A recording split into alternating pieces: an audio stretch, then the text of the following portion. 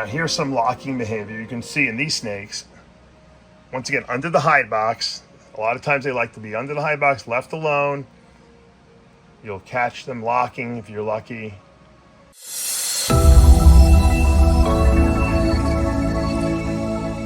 Dave Palumbo here for Muscle Serpents Daily, and I hope you guys are having a great day.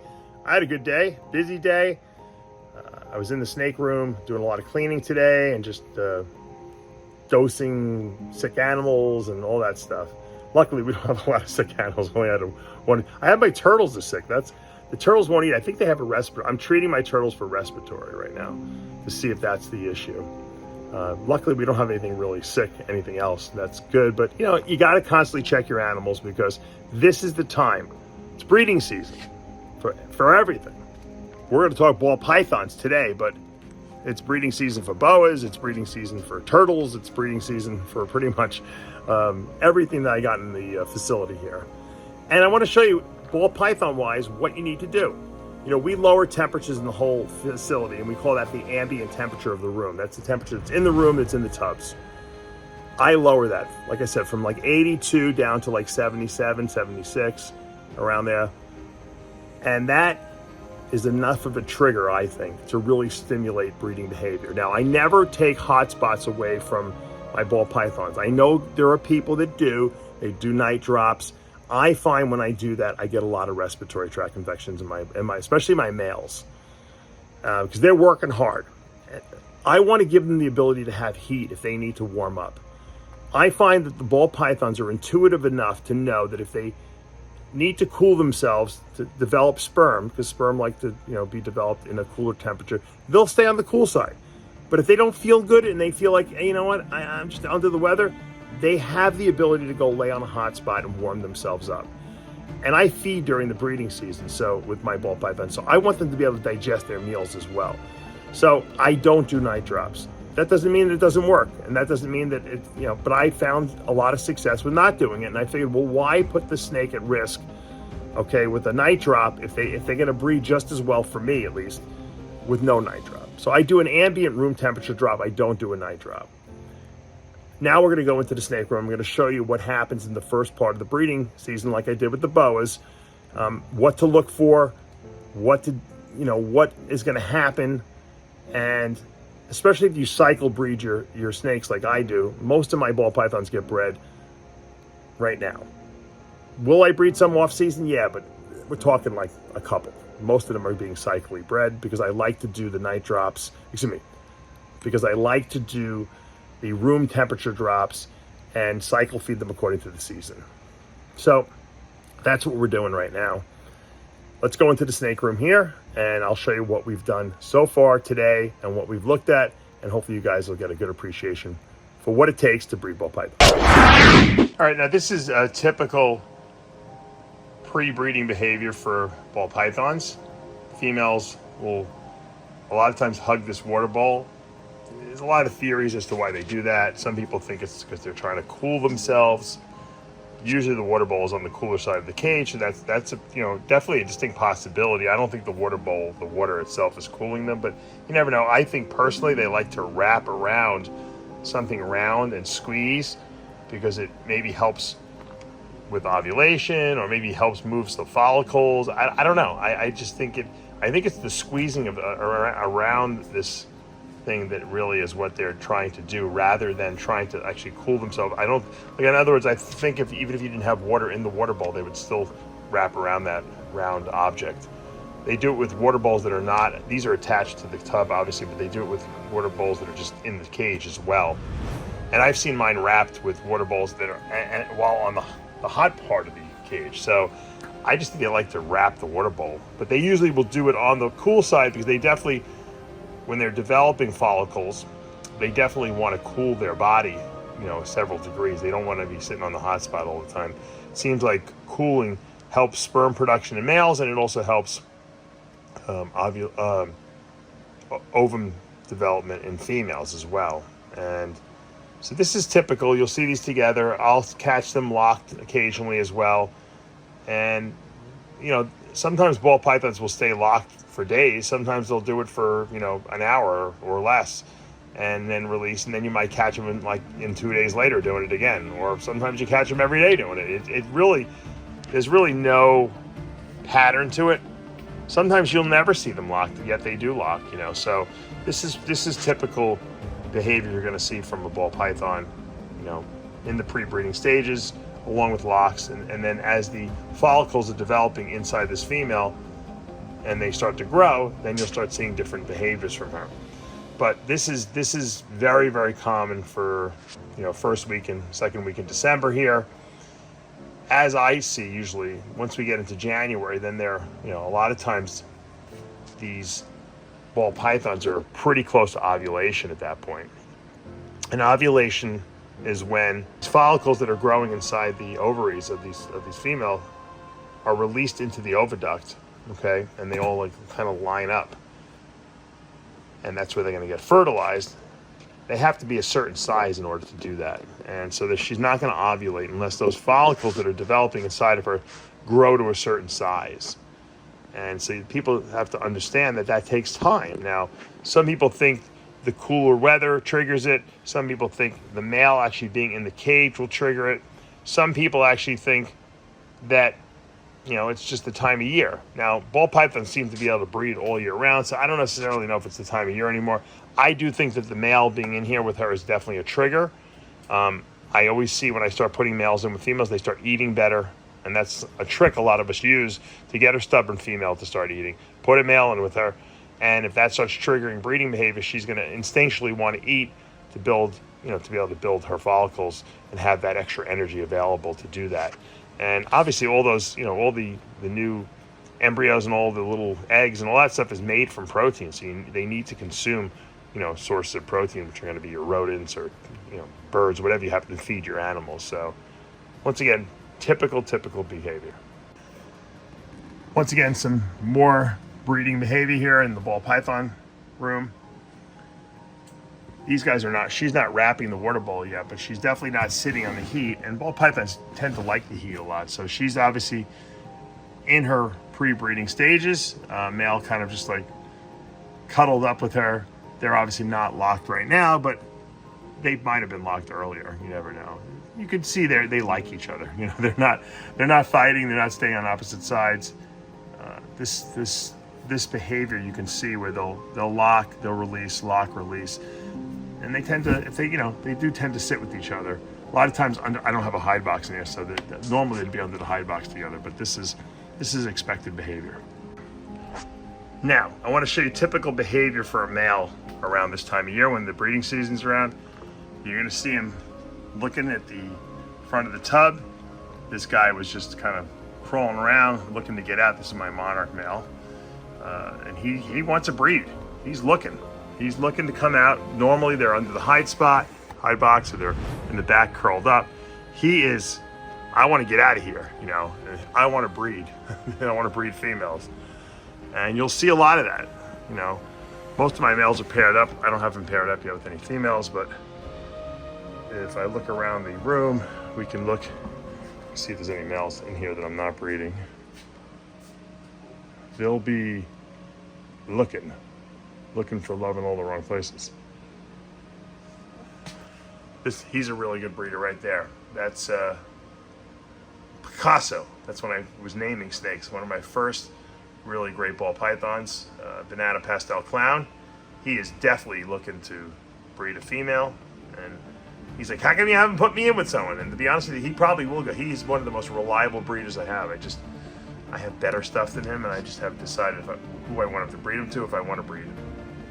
All right, now this is a nice, beautiful female, a ball python, good size, definitely ready to breed. I've never gotten a clutch from her yet, but she's definitely up to size. I thought she was going to go last year. She didn't go, and I'm hoping she's going to go this year. You can see she's a Spider Orange Dream, fire or vanilla, because she comes from a vanilla cream, which is a super X like super, which is a fire and vanilla together. So all the babies have to be either fire or vanilla. So she's fire or vanilla. She's had clown. I think she's vanilla, to be honest with you. She doesn't look fire to me. So I would say she's Orange Dream, Spider, Fire. Excuse me. Orange Dream, Spider, Vanilla. het clown, and I'd love to produce some vanilla clowns to go with my chocolate clown I have from Sal Gomez. Sonic Sal, I call it. Inside joke. For those of you who watch the channel, you'll know what I'm talking about. Anyway, this girl is definitely been eating. She's got good weight on her. I'm going to put a male in with her. I'm just deciding who I'm putting in with her this year. I tried to do a different male last year. It didn't go. So a lot of times, if it doesn't go, sometimes you want to change the male up because maybe if the male was mature, which he was, it could just be that they're not compatible. They don't like each other for some reason. I've seen it happen before. And we all think that you got to just keep putting the male in and be persistent. Sometimes they don't like each other. I've had that happen with a monarch pairing that I've told you guys about in the past. And these two snakes just hated each other's guts. And they would fight and everything like that. Anyway, she's going to hopefully go this year. What happens is, at this point, she is developing in her ovaries ovum, which are basically eggs. In their undeveloped eggs, we call them ovum. And these, what they're called at this stage, are really just follicles that are developing. Think of them as grapes, okay? And these grapes will get bigger and bigger and bigger inside of her. And there's a lot of stimuli that will cause that: breeding, cooling temperatures, the time of year, maturity level. And as these grapes get bigger and bigger, or these follicles, eventually they're going to get big enough that they're going to break off the stems and they're going to start moving. These follicles are going to eventually migrate and they're going to all bunch up in one area, okay, before they go into the oviduct, which is where the sperm's going to be waiting for them to be fertilized. That's called ovulation usually. And on ovulation, sometimes you get a big bulge, and you'll see the snake have a bulge.